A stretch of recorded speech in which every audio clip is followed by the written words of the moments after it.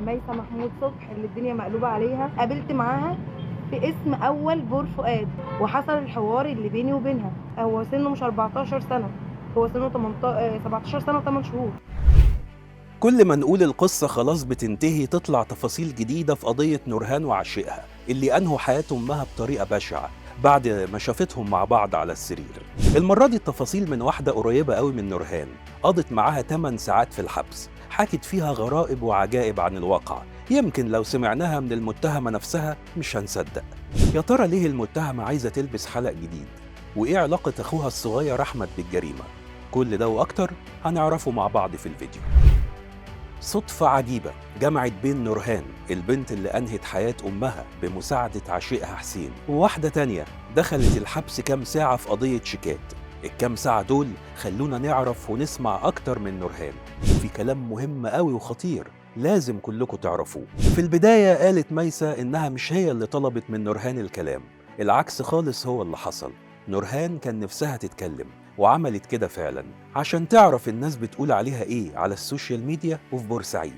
البنت كان يهمها قوي تعرف الناس مصدقين الجريمة عنها ولا لا، والفكرة بقى انها لما اتكلمت انفتحت بالكلام وبدأت تخرف في البداية وتقول كلام مش مفهوم، زي انها عايزة تلبس حلق وتغير لون شعرها، ومرة واحدة طلعت بعلو صوتها وقالت انا عارفة اني هروح لعشماوي. وده خلى ميسة زميلتها في الحبس تقول عليها إنها مش مظبوطة وبتمر بحالة من عدم الاتزان والتخبط الرهيبة ومش مدركة خطورة الجريمة اللي هي عملتها من الأساس أو بتحاول تبين كده.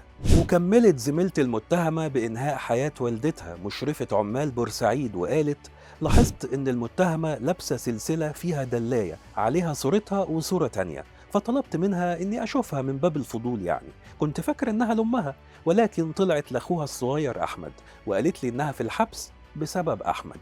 وبكده واضح إن في شيء غريب في الموضوع. المجرمة وهي كانت بتتكلم مع زميلتها في السجن كانت بتحاول تعرف منها كل حاجة وكل المعلومات، وفي نفس الوقت هي كانت بتخبي جزء من الكلام عنها، يعني بتقول اللي هي عايزاه بمزاجها. وعن الجريمة وتنفيذها قالت زميلة نورهان في الحبس إن نورهان قالت لها إن المتهم الرئيسي حسين محمد عمره 17 سنة و8 شهور ومش زي ما الناس بتقول إنه طفل، وإنها كانت بتخاف منه وما اشتركتش معاه في الجريمة. لما كلمتها في نقطة السن قامت قالت لي لأ، هو سنه مش 14 سنة، هو سنه 17 سنة و8 شهور.